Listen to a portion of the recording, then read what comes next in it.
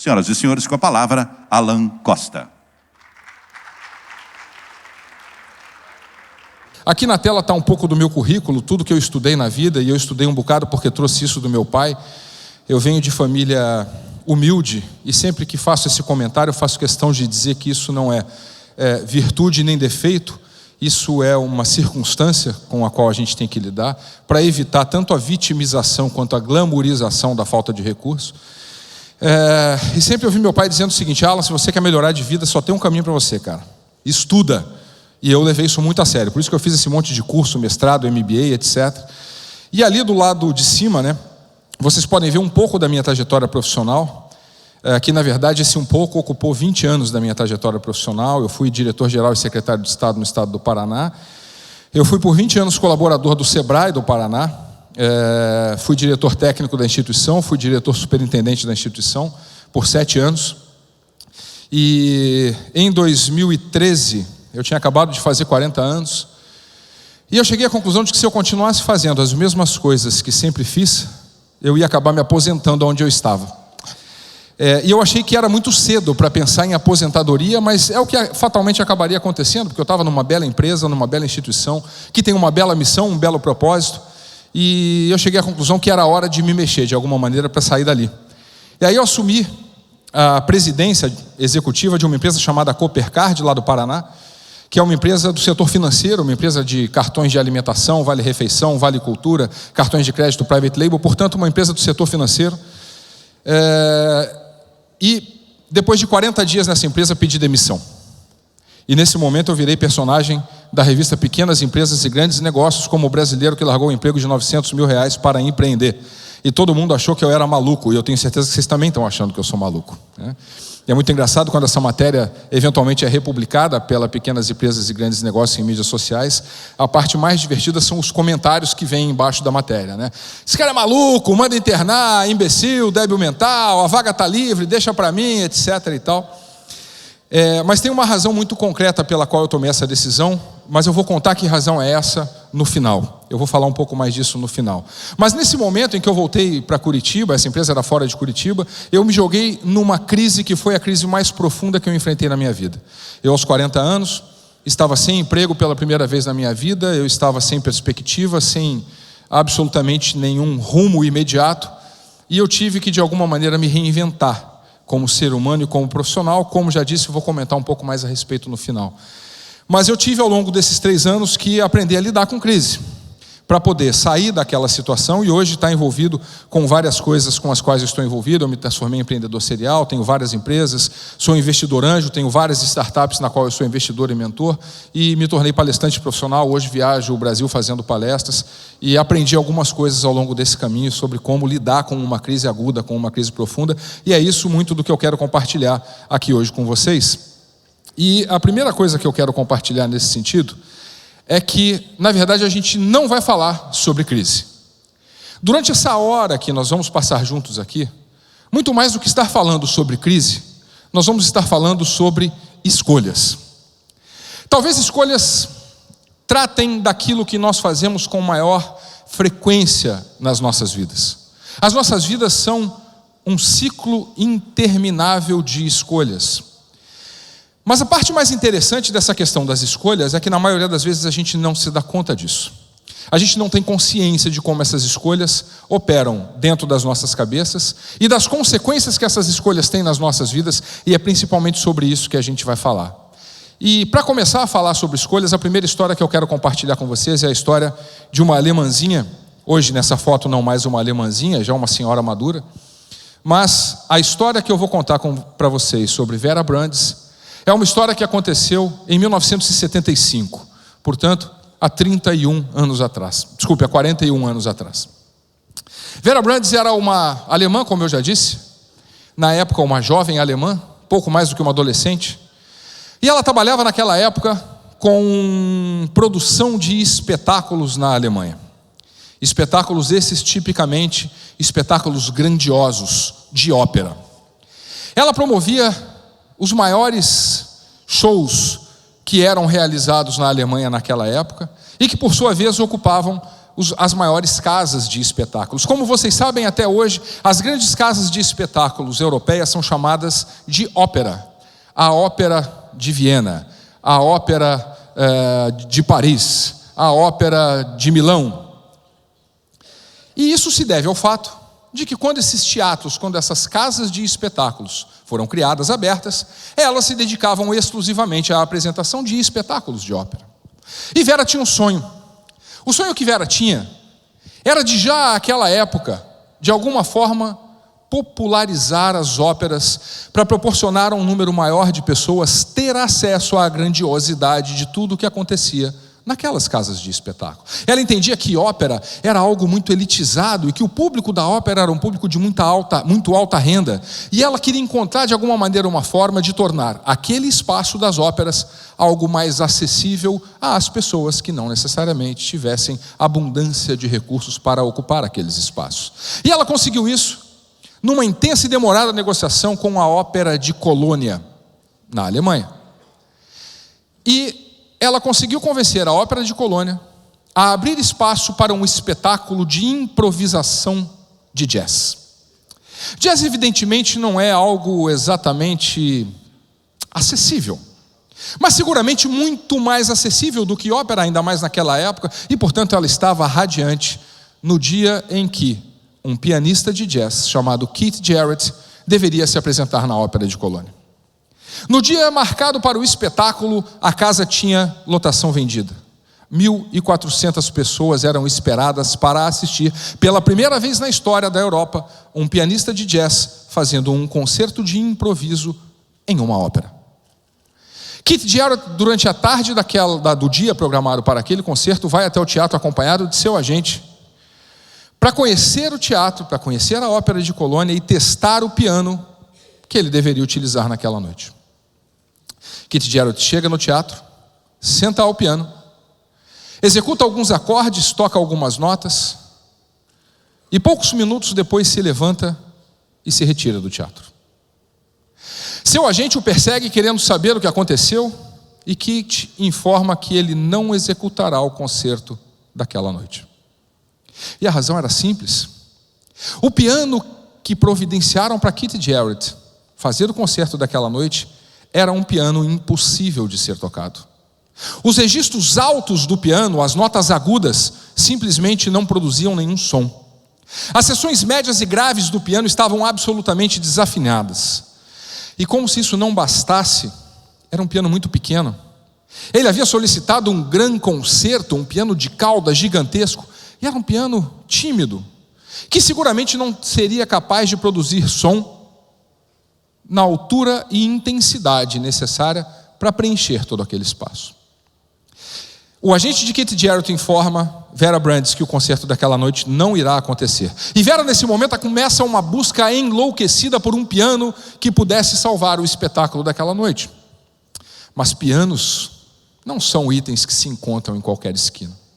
E o máximo que ela conseguiu foi um afinador de piano que se comprometeu a pelo menos melhorar a condição do piano. Keith Jarrett disse que isso era inadmissível, retirou-se do teatro, foi ao seu carro e quando ele arrancava com o carro, debaixo de uma chuva torrencial, Vera Brandes para na frente do carro e obriga Keith Jarrett a abrir a janela. Keith abre a janela e dá de cara com uma alemãzinha encharcada pela chuva que caía, aos prantos e implorando para que Keith Jarrett fizesse o concerto daquela noite. Keith, compadecido, olha nos olhos de Vera Brandes e diz o seguinte: Vera, eu vou fazer o concerto por você. Nunca se esqueça disso. E às 21 horas, no horário marcado, o Teatro de Colônia lotado, a Ópera de Colônia absolutamente lotada, 1.400 pessoas aguardando, e Keith Jarrett adentra o palco da Ópera de Colônia. Senta-se e começa então a tocar o piano impossível de ser tocado.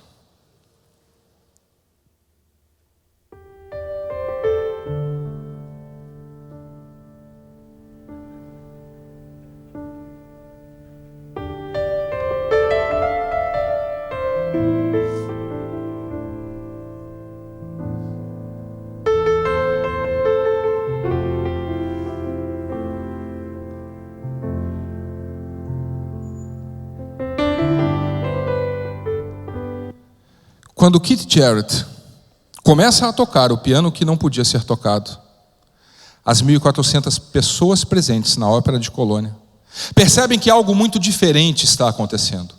Percebem que algo único está acontecendo. Em função das limitações impostas pelo piano, Keith Jarrett concentra seus riffs, suas notas, seus acordes nas seções médias e graves, evitando as seções mais agudas do piano. Isso produz um som, uma sonoridade repleta de calma, de tranquilidade. E ao mesmo tempo, Keith Jarrett, para assegurar que o piano produz o som necessário para encher aquela sala de espetáculos, ele martela o piano com uma fúria nunca antes vista em um concerto de jazz. O que faz com que a execução daqueles improvisos que Keith Jarrett tocava ao piano seja ao mesmo tempo calma, plácida e furiosa. E naquela noite de 1975, tocando o piano impossível de ser tocado, Keith Jarrett produziu o disco de jazz até hoje mais vendido da história da música. O disco Concerto de Colônia é o disco de um artista de jazz mais vendido da história. E o que essa história toda de jazz, de música, tem a ver com crise?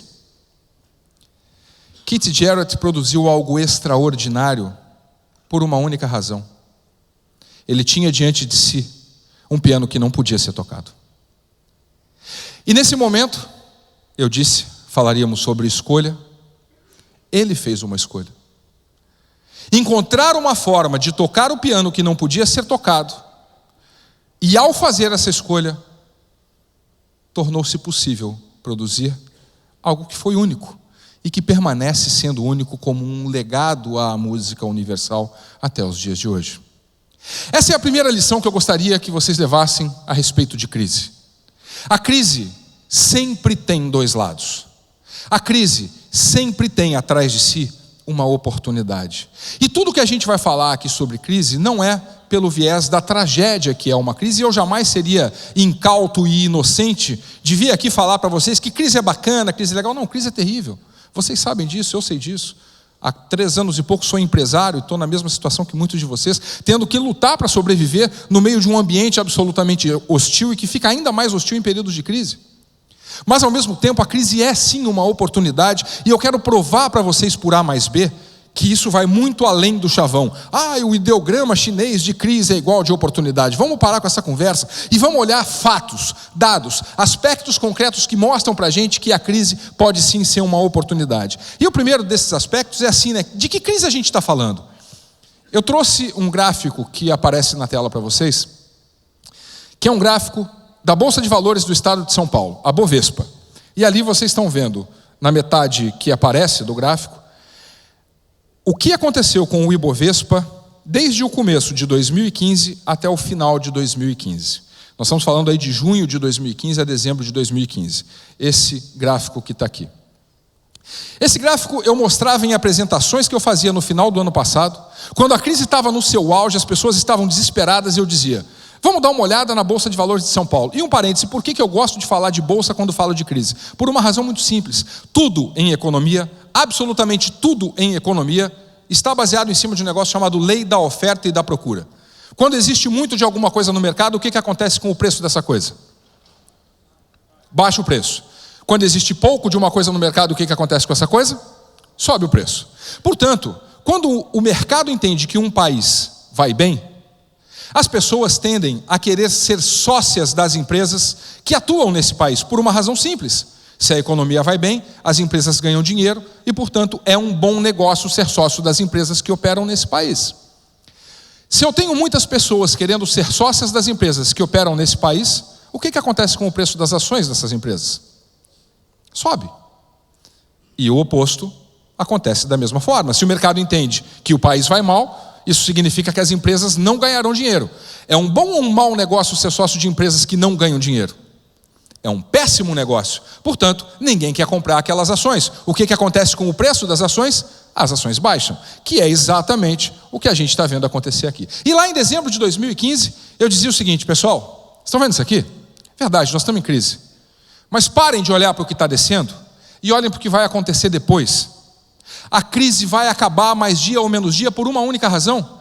Toda crise é cíclica, não existe exceção.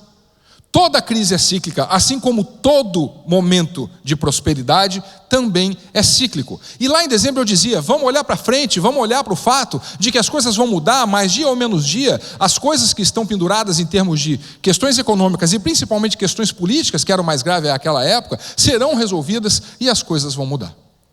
E aí, passados alguns meses, passado um mês mais especificamente, as pessoas que assistiam aquelas minhas palestras lá em dezembro de 2015 deviam estar me xingando, porque olha o que aconteceu com a Bolsa.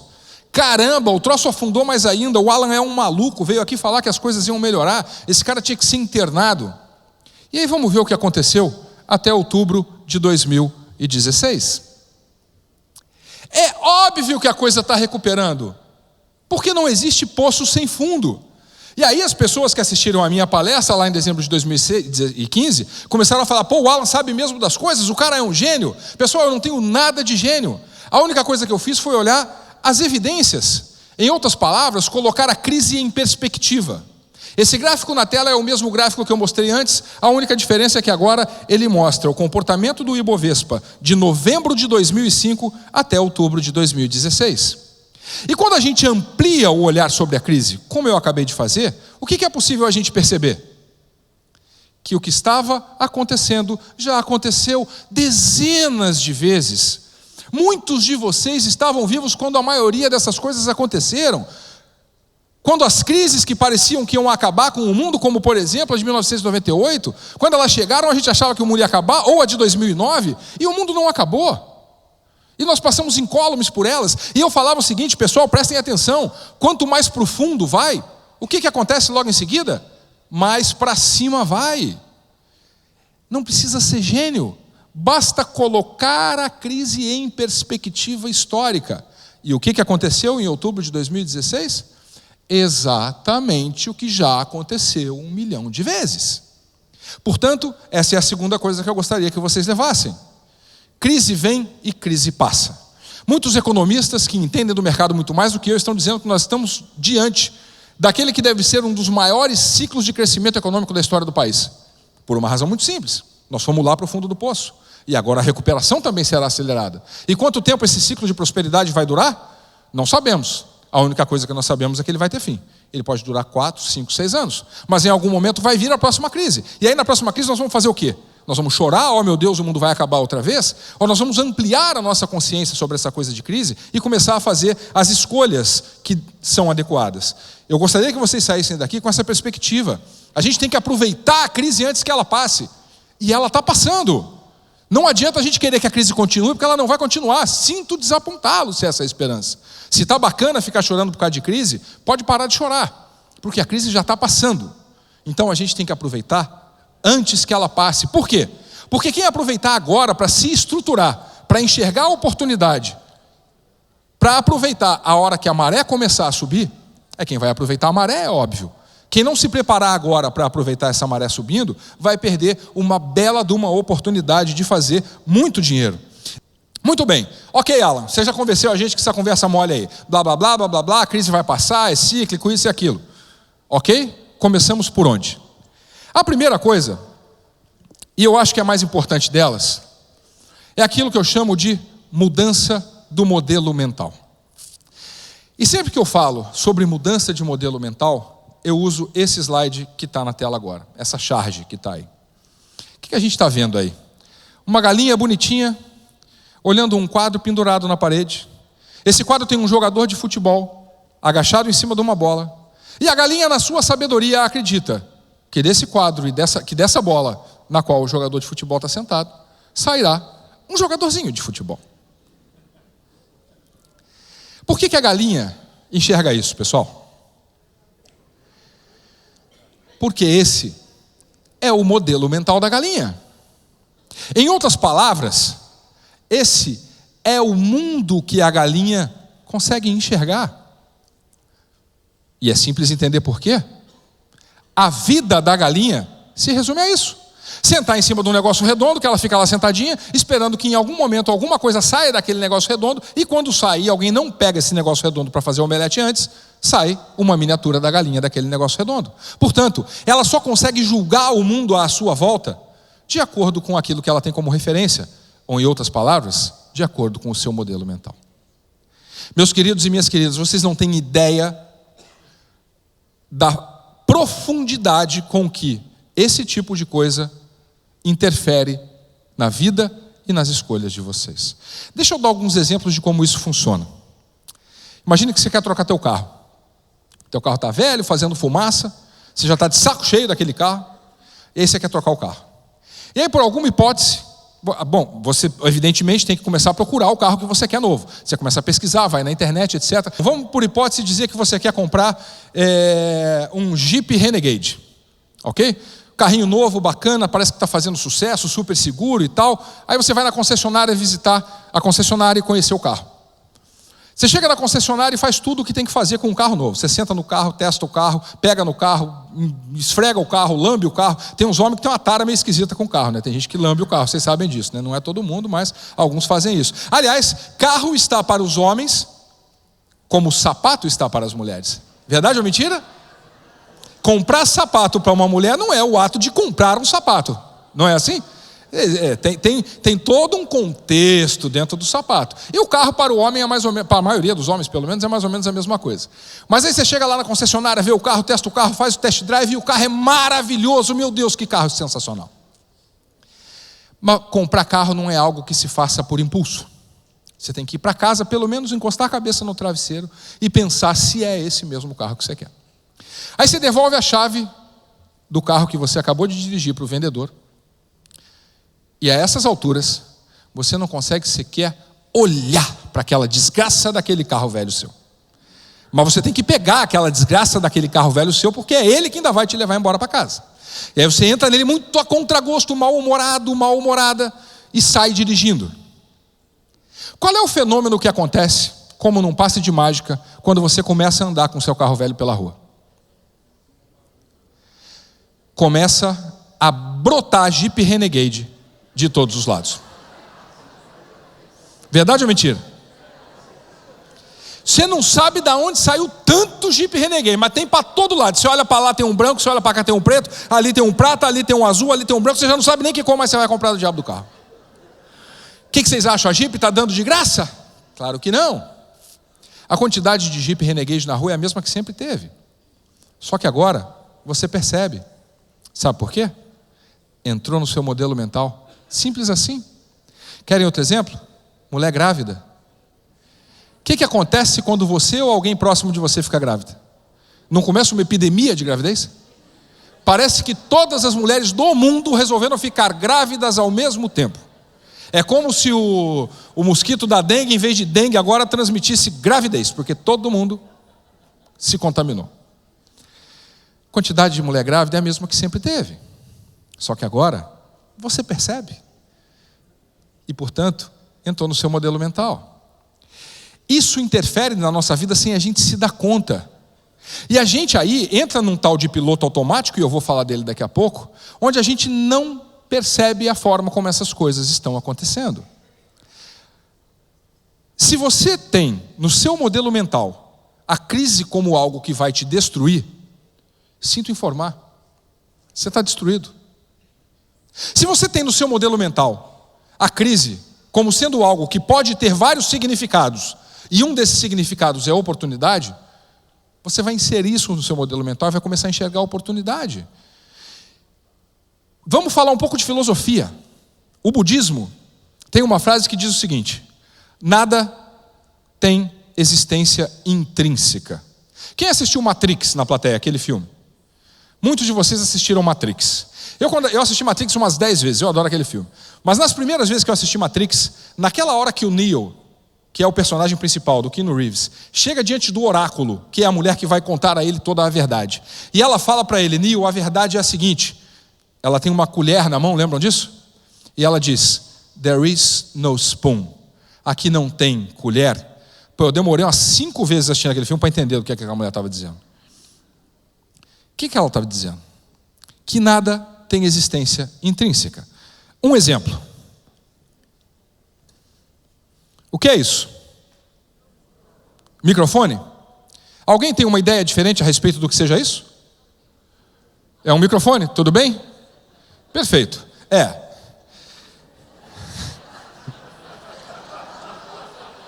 Cada um enxerga as coisas de acordo com o seu modelo mental, não é? Mas enfim, isto é um microfone. O que aconteceria se eu chegasse numa aldeia indígena no interior da Amazônia que nunca teve contato com um homem branco e fizesse essa mesma pergunta? Quais seriam as respostas? A primeira provavelmente seria essa que vocês pensaram. Mas aí eles podem pensar que isso é um pilão para esmagar milho. Eles podem pensar que isso é para bater, baqueta, né? Para fazer um batuque num tambor ou coisa parecida. Mas seguramente ninguém falaria que é um microfone. Concordam com isso? E quem é que está certo, nós ou eles? Quantos átomos de microfone existem nesse objeto? Quantos átomos de microfone existem nesse objeto? Nenhum. Aqui tem metal, plástico, borracha, fita isolante, que é de borracha também, enfim, plástico. Mas microfone não tem um átomo. Isso só é um microfone porque nós atribuímos esse significado a esse objeto. Vamos falar de experiência, que é o que nos interessa? O que é a morte para nós? A morte para os ocidentais é o fim.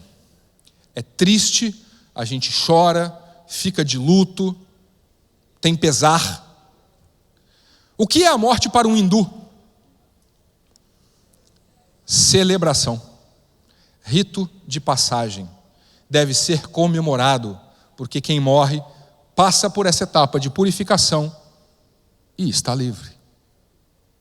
É exatamente a mesma experiência. Para uns, tristeza. Para outros, celebração. Vamos falar de algo mais próximo. Divórcio. Divórcio para alguns é o fim da vida. Para outros, não é assim que funciona? E é exatamente a mesma experiência. Portanto, o que é a crise, pessoal? Depende. Como é que você quer enxergar a crise? Você quer que ela acabe com você? Ou você quer que ela se transforme em algo que pode ser uma oportunidade? Então a primeira coisa que a gente tem que fazer é alterar esse modelo mental. É incluir no nosso conjunto de referências a possibilidade de que a crise, por pior que ela seja, pode também ser uma oportunidade. A segunda coisa que a gente pode fazer é ter consciência do seguinte: já ouviram falar em freio de arrumação? Freio de arrumação é assim: você tem um caminhão que está entupido de coisa, e você precisa colocar mais coisa lá dentro. Aí você fala para o motorista: velho, dá uma freada aí. Aí o cara freia, a carga vai toda para frente, sabe como? Puta, libera um monte de espaço. Incrível. Quando as coisas vão bem, alguém tem tempo de parar para pensar em aumentar a produtividade, em aumentar a eficiência, em eliminar processo redundante? Não tem, sabem por quê? Porque quando as coisas estão bem, a gente quer ganhar dinheiro, a gente quer fazer negócio, a prioridade é a área comercial, a prioridade é vender, a prioridade é botar dinheiro para dentro de casa, porque as coisas estão bem e a gente tem que aproveitar. Quando chegam momentos de crise, é a hora de arrumar a casa. É a possibilidade que a gente tem de olhar para os excessos que cometemos quando estávamos em épocas de vacas gordas, e é normal cometer excessos em épocas de vacas gordas, e cortar esses excessos, aumentar a nossa eficiência, aumentar a nossa efetividade, verificar quem está contribuindo e quem não está contribuindo, e isso é absolutamente natural também. Aliás, uma observação sobre quem está contribuindo e quem não está contribuindo. Eu escrevi um artigo sobre isso hoje no meu Facebook, e é uma reflexão pertinente para esse momento. Mandar a gente embora é um trauma para nós, brasileiros. Respondam para mim a seguinte pergunta: vocês acreditam que as pessoas são ruins porque querem? Ninguém, em sã consciência, deixa de desempenhar uma atividade que se espera dele porque quer. Salvo raríssimas exceções. Mas na maioria das vezes as pessoas que não conseguem desempenhar não fazem porque não conseguem. E muitas vezes não conseguem porque estão no lugar errado. Eu não acredito em bons e maus profissionais. Eu acredito em pessoas no lugar certo e pessoas no lugar errado. E pessoas no lugar errado são infelizes. Ou você acha que alguém é feliz sabendo que não consegue entregar aquilo que se espera dela? Portanto, demissão é uma oportunidade de dar às pessoas que estão infelizes a possibilidade de encontrar um caminho de serem felizes. Em momentos de crise, isso é extremamente relevante. Mas então, momentos de crise têm que ser olhados como momentos em que a gente tem a oportunidade de transformar as nossas empresas em mais eficientes. Lembra o que eu falei no começo? Que quem estiver atento a isso agora vai aproveitar a onda de crescimento depois? Quem fizer isso agora, aproveitar para transformar o seu negócio, o seu setor, a sua área, a sua empresa em uma área, setor, empresa mais eficiente, é quem vai tirar proveito a hora que essa crise passar. E lembre-se, ela já está passando. Outra possibilidade de ganhar dinheiro em momentos de crise: solucionar problemas universais. Querem ver como isso funciona? Eu gostaria que vocês levantassem a mão para mim, todos aqueles que estão na plateia nesse momento, e que entendem que têm tempo suficiente para ler tudo aquilo que gostariam de ler no seu dia a dia. Por favor, aqueles que têm tempo de ler tudo o que gostaria de ler no dia a dia, levanta a mão para mim. Olhem em volta. Eu consigo enxergar daqui 5, 6, 7 pessoas. Nós somos mais ou menos umas 300, 400 nesse auditório. Portanto, meus queridos e minhas queridas, quero compartilhar com vocês a descoberta que nós acabamos de fazer. Nós encontramos um problema universal. As pessoas não têm tempo para ler tudo o que gostariam de ler. Aí vem uns caras de uma empresa chamada Blinkist, que é essa que está na tela, que é uma startup alemã, que ainda não chegou no Brasil, olha aí a oportunidade, e faz o seguinte: vou resolver o problema das pessoas que não têm tempo para ler. E como é que eles fazem isso? Eles fazem isso colocando um time de pessoas que se dedicam à atividade de ler e fazer resenhas que podem ser lidas em 15 minutos. Olha que maravilha, você pode todo dia ler um livro novo. Quantas vezes você perdeu semanas lendo um livro de 400 páginas para chegar no final, olhar e dizer: puta que pariu, que perda de tempo ler essa desgraça. Verdade ou mentira? Em 15 minutos dava conta de saber tudo que tem nessa porcaria. Agora você consegue dar conta de saber tudo que tem naquela porcaria, porque os caras leem para você e fazem uma resenha. Quantos problemas universais estão diante de nós todos os dias e a gente não está percebendo? Especialmente na área da saúde, que por si só é um problema universal. Só que a gente, para perceber essas coisas, tem que estar com isso dentro do modelo mental. Não foi por acaso que eu falei que a coisa mais importante de todas era a mudança do modelo mental. Vamos falar de experiência. Em momentos de crise, as pessoas se tornam cada vez mais seletivas com as suas próprias experiências. Por quê? Porque o dinheiro escasseia. Portanto, eu tenho que ser cada vez mais seletivo com aquilo que faço. E aí, quando a gente fala de experiência, a gente está falando de algo como o que eu vou contar para vocês agora. O que é isso aí na tela? Arroz doce. Quem gosta de arroz doce na plateia? Mais ou menos 60% da plateia, 70% talvez. Eu estou do lado dos 30%. Eu, para mim, tinha que ter uma lei na língua portuguesa que proibisse usar arroz e doce na mesma frase. Arroz é para risoto, bolinho de arroz com bacon, essas coisas que engordam bastante. Mas muita gente gosta de arroz doce. Mas aí vamos brincar de investidor e empreendedor? Vamos fazer de conta que vocês são investidores e eu sou um empreendedor que tem uma ideia revolucionária. E aí eu vou dizer a vocês o seguinte: meus queridos, gostaria que vocês investissem no meu negócio. Meu negócio é revolucionário e vai nos deixar a todos ricos. Para isso eu só preciso que vocês me deem o vosso dinheiro para que eu invista. Minha ideia nunca foi tida antes e ela consiste em uma loja de vender arroz doce. Quem gostaria de investir no meu negócio? Alguém? Tenho aqui uma pessoa. Alguém mais? Alguém mais? Uma pessoa em 400. Duas. Tenho 2 investidores. Yes, que maravilha. Tem mais uma lá atrás. 3. Maravilha, mais ou menos 0,0000001% da plateia resolveu investir. É lógico que ninguém investe numa loja de arroz doce sem essa consciência. Porque investir numa loja de arroz doce é um negócio meio impensável. Imagine você, num domingo à tarde, você comeu toda aquela feijoada que tinha no almoço de domingo, aliado ao churrasco com feijoada. Você tomou todas as caipirinhas, consumiu todos os chopps e agora você está processando tudo aquilo que está no seu estômago, vestido naquela sua camisola ou naquele seu pijama, puído, rasgadinho, que é o mais confortável. Você colocou o seu ar-condicionado no máximo, que é para poder se cobrir até o pescoço e ligar a TV no Faustão para ser bem deprimente e ficar lá processando aquilo.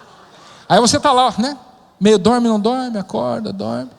E de repente, não mais que de repente, você acorda de supetão, levanta e pensa: meu Deus, que vontade de comer um arroz doce.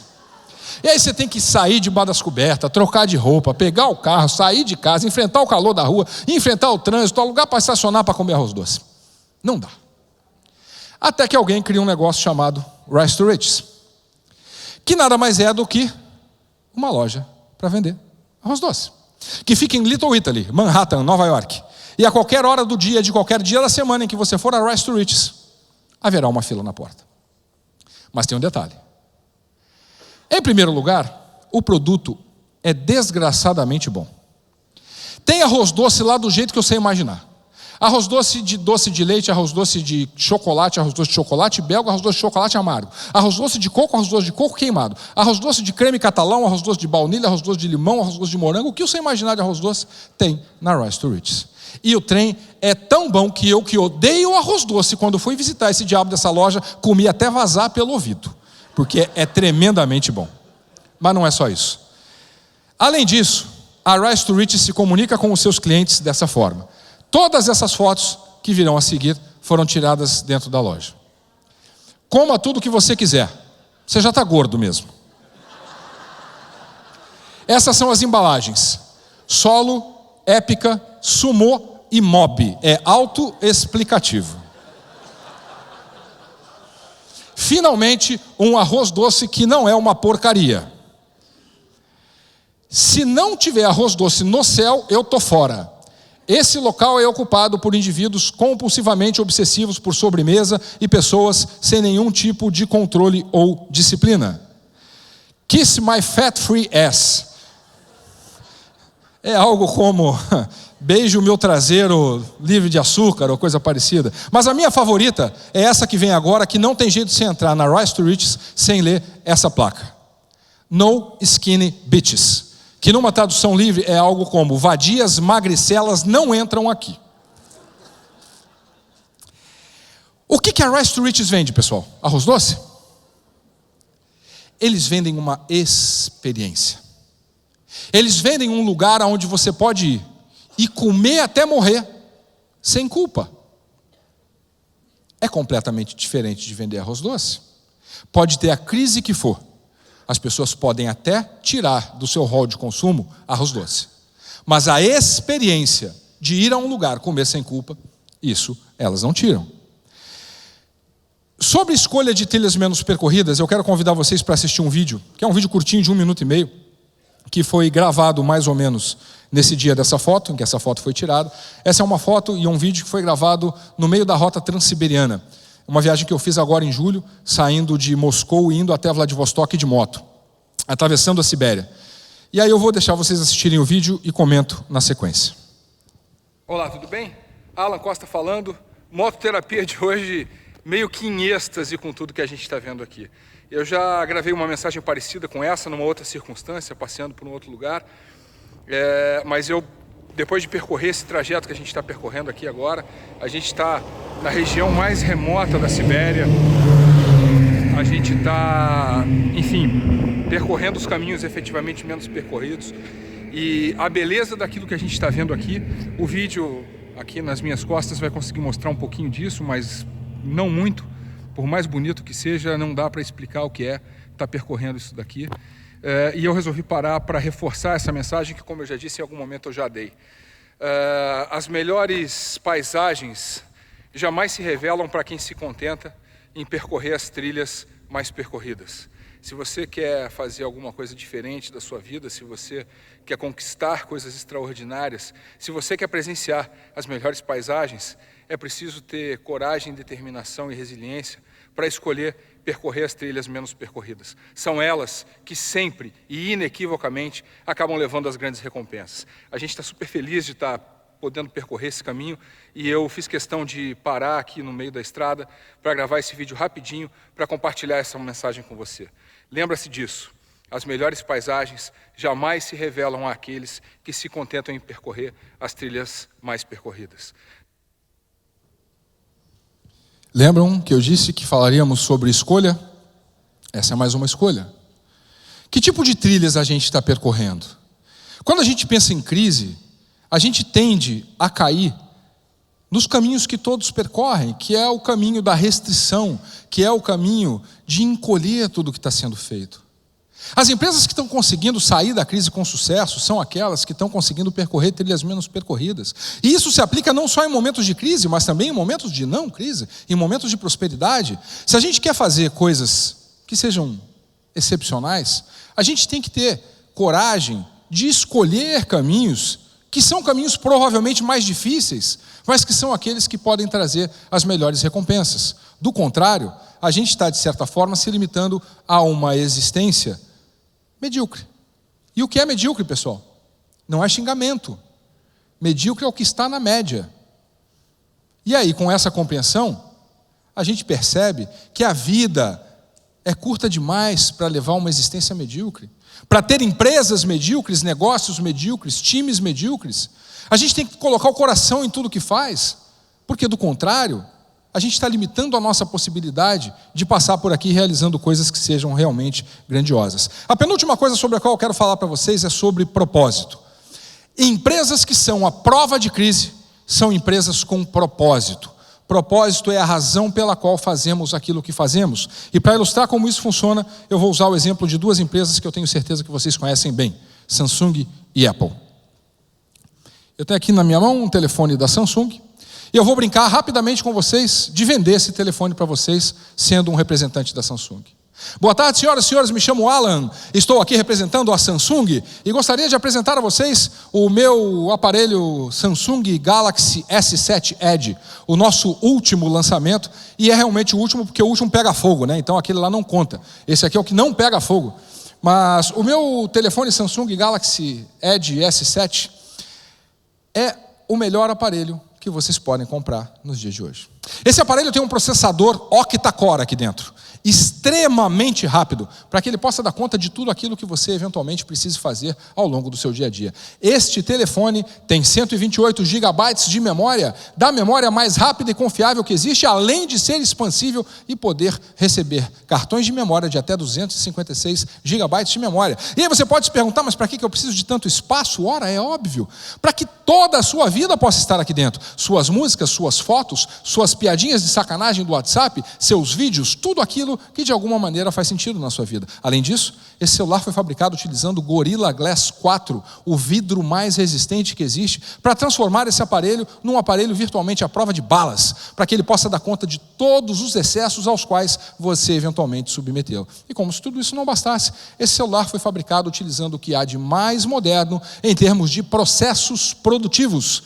A fábrica na qual fabricamos esse aparelho é absolutamente moderna para produzir equipamentos que sejam extremamente confiáveis, de modo que você tenha um aparelho nas suas mãos que vai lhe acompanhar por muito e muito tempo. Quem gostaria de comprar o meu Samsung Galaxy S7 Edge? Opa, vendi alguns aí. Alguém tem um iPhone que possa me emprestar? Alguém? Obrigado. Prometo que eu devolvo, tá? Bom, por dedução, vocês podem imaginar que agora eu vou brincar de vender iPhone para vocês. Boa tarde, senhoras e senhores, me chamo Alan, represento aqui a Apple. Na Apple, somos revolucionários. Na Apple, nós entendemos que em tudo aquilo que nós fazemos, nós temos a obrigação de desafiar o status quo.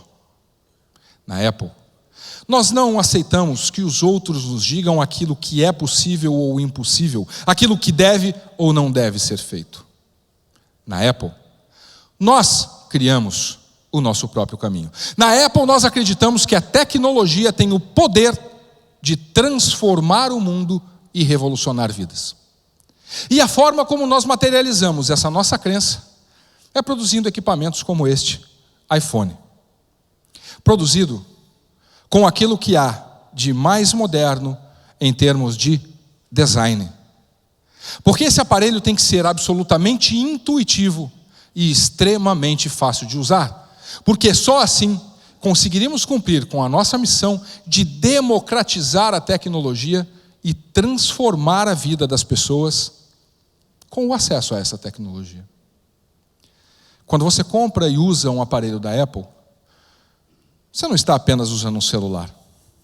Você está, na verdade, fazendo uma declaração pública a respeito de quem você é e daquilo em que você acredita.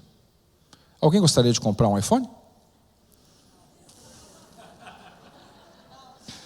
Olha a oportunidade. Vai que alguém quer pagar 5 pila nesse aqui, você compra um novo e sobra dinheiro, tá vendo? Tudo é oportunidade. Obrigado.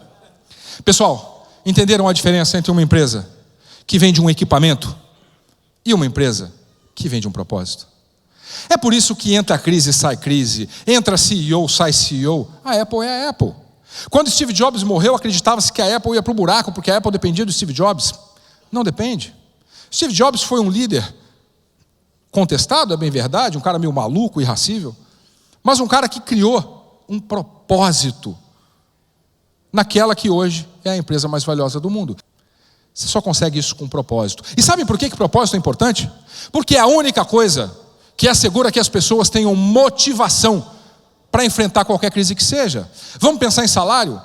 O indivíduo ou a menina está insatisfeito, está puto da vida, eu ganho pouco, quero aumento. Aí você vai lá e dá um aumento, 30% de aumento. A pessoa vai ficar feliz ou triste? Lógico que vai ficar feliz, até eu vou ficar feliz. Se quiserem me pagar 30% a mais pela palestra, show de bola.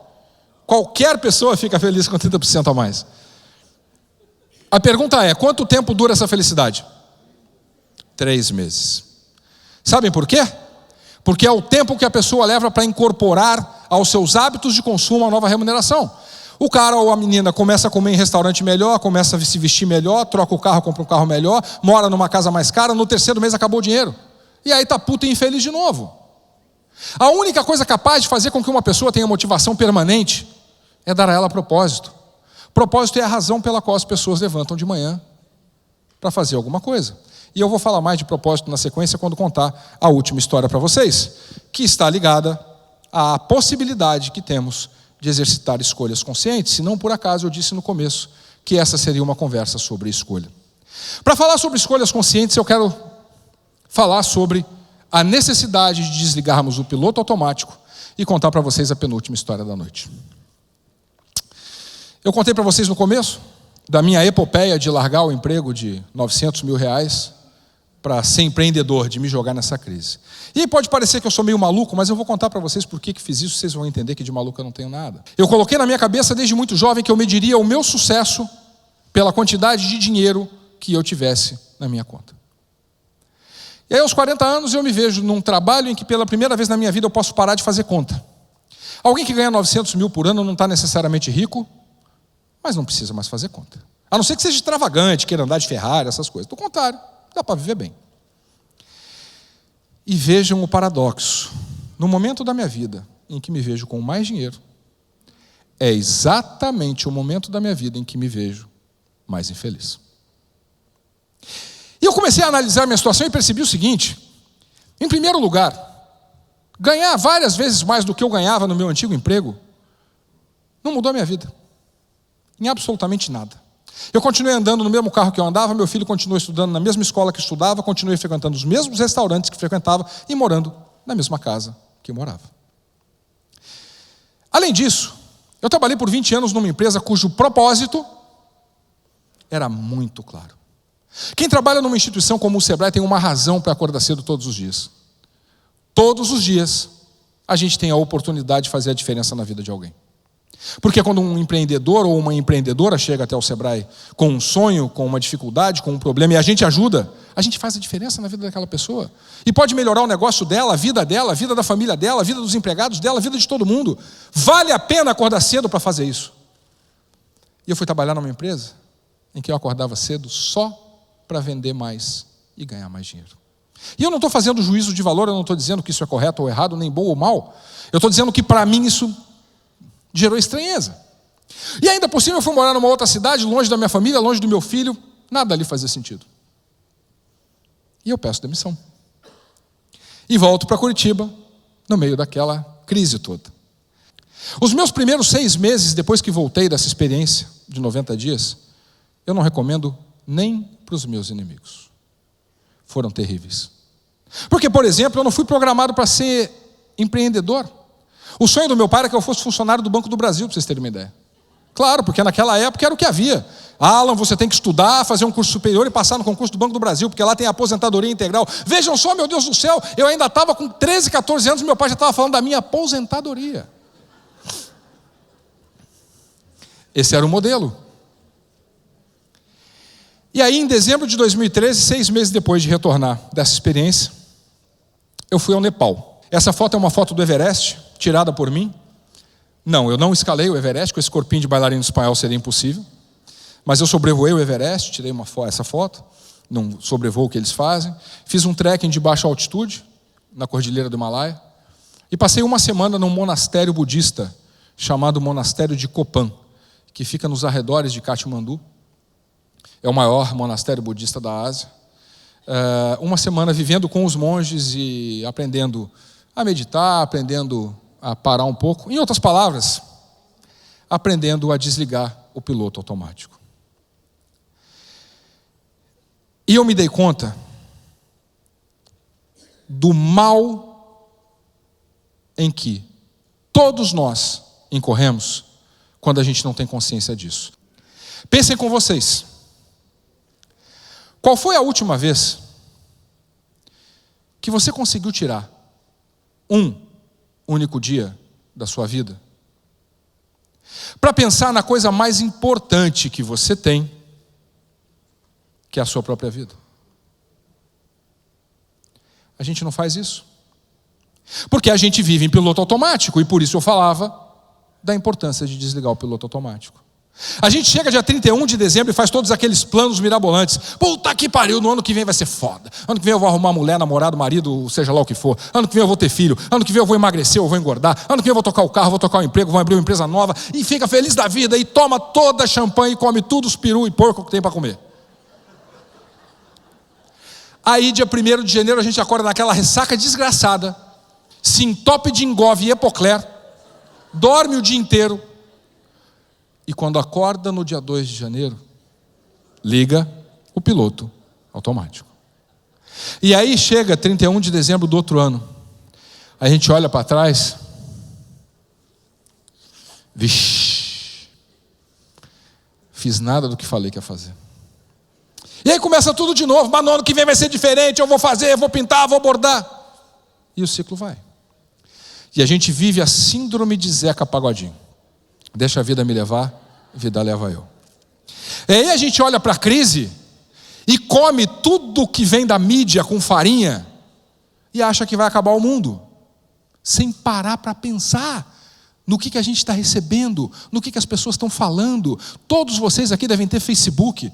Já viram a quantidade de bobagem que é propagada no Facebook? Sabem por quê que essa quantidade de bobagem é propagada como verdade? Porque as pessoas não param para pensar. Parecem um bando de autômatos, repetindo e cuspindo aquilo que recebem, não sabem nem de onde, sem nenhuma crítica, sem nenhuma reflexão.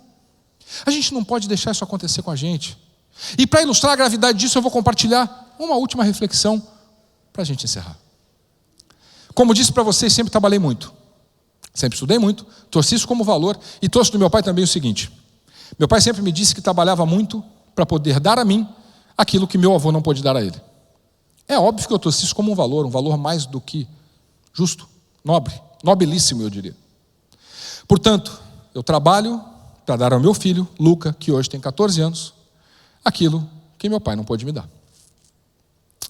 Com 14 anos, a fase do Luca de Lego, aqueles brinquedinhos de montar, já passou. Mas até 3 anos atrás, o Luca era doente por Lego. Quando você entra no quarto do Luca, tem um armário, que você abre a porta, começa a cair Lego. De tudo quanto é jeito que você possa imaginar. Lego do Senhor dos Anéis, Lego do Hobbit, Lego do Star Wars, Lego da cidade, Lego da fazenda, Lego do Diabo A4. O que você imaginar tem lá dentro. Vejam o nível de doença ao qual a gente chega quando se esquece de parar para pensar. Para entupir esse armário do Luca de Lego, que é algo que ele nunca na vida dele me pediu para fazer, eu desperdicei muito, mas muito mesmo, da única coisa que em algum momento da existência dele, ele já me cobrou. Tempo. E nem todo o dinheiro do mundo, compra esse tempo de volta. É só parar para pensar do que uma criança precisa, de Lego ou do pai. Mas aí a gente entra numa espiral, porque a gente vive numa sociedade que nos leva a acreditar em que o bacana é ter dinheiro para comprar o carro novo, a roupa nova, o restaurante novo, o tudo novo, tem que consumir, tem que ter o celular do último tipo, tem que ter tudo do bom e do melhor e do novo. E a gente vira escravo disso. E aí a gente passa a vida achando que está fazendo certo. Eu trabalho para caralho, das 5 da manhã até as 12 da meia-noite, e é bonito trabalhar para caralho, e aí eu dou Lego para caralho pro meu filho. Ele não precisa de Lego. Ele precisa do pai. E a gente vive no piloto automático e não se dá conta disso. Então, meus queridos e minhas queridas, tudo isso que a gente falou sobre crise, sobre modelo mental, sobre mudança de percepção quanto à crise e oportunidade, todos os exemplos que eu dei provando que essa coisa de crise versus oportunidade verdadeira, dependem fundamentalmente da gente ter consciência quanto a essas coisas e da nossa capacidade de fazer escolhas conscientes. Eu percebi lá no Nepal que as minhas escolhas até aquele momento não eram minhas, eram escolhas dos meus pais, e eu não me arrependo disso. Que bom que segui esse roteiro, ele me levou onde eu cheguei, mas eram escolhas de outros, não eram escolhas conscientes. E quando a gente não faz escolhas conscientes, a nossa vida vai à maré, de acordo com o humor do vento. Não deixem que isso aconteça com vocês. Como eu disse, falamos muito sobre escolhas. E eu quero deixar vocês com um dos caras que eu mais admiro, uma vez que sou motociclista de aventura. Esse cara me inspirou muito a pegar minha moto e sair pelo mundo sozinho, sem destino. Esse cara é Amir Klink. E ele está nessa foto, montado em cima do barco que permitiu que ele completasse a sua primeira aventura significativa. Esse barco se chama Paraty, e essa aventura foi a travessia do Oceano Atlântico. Ele saiu da África, remou nesse barco sozinho por 100 dias até chegar na costa do Brasil. E essa última historinha é rápida. Quando o Amir Klink começou a projetar, programar sua aventura de travessia do Oceano Atlântico a remo, havia um grande desafio: como fazer para enfrentar o Oceano Atlântico? Em determinados lugares dessa travessia, o mar era tremendamente revolto pelas correntes marítimas, ondas de 5, 8, 10 metros. E a grande dificuldade era: como é que nós vamos fazer para esse barquinho a remo, com uma única pessoa, não virar, não tombar? Dá para lutar contra o oceano, pessoal? Sim ou não? Portanto, Amir Klink, do alto de sua sabedoria de navegador solitário, projetou e criou aquele que até hoje é o barco mais tombável da história. Ele criou um barco programado para tombar. Quais são os barcos tombáveis que vocês vão começar a construir a partir de amanhã? Dá para brigar com a crise? Não dá. Dá para trocar o governo? Às vezes até dá, mas dá um trabalho desgraçado. Dá para brigar com a conjuntura econômica? Dá para brigar com o dólar? Não dá. Portanto, vamos gastar energia onde dá. Vamos gastar energia tornando nossos negócios mais eficientes. Vamos gastar energia criando propósito naquilo que fazemos. E vamos gastar energia, sobretudo, criando barcos tombáveis. Porque é aí que está a grande oportunidade e é aí que está a grande possibilidade de nos blindarmos como pessoas e como empresas a todo e qualquer tipo de crise. Eu desejo a vocês uma vida plena de escolhas conscientes e de muito sucesso. Foi um privilégio estar aqui com vocês. Muito obrigado e até a próxima. Obrigado. Obrigado.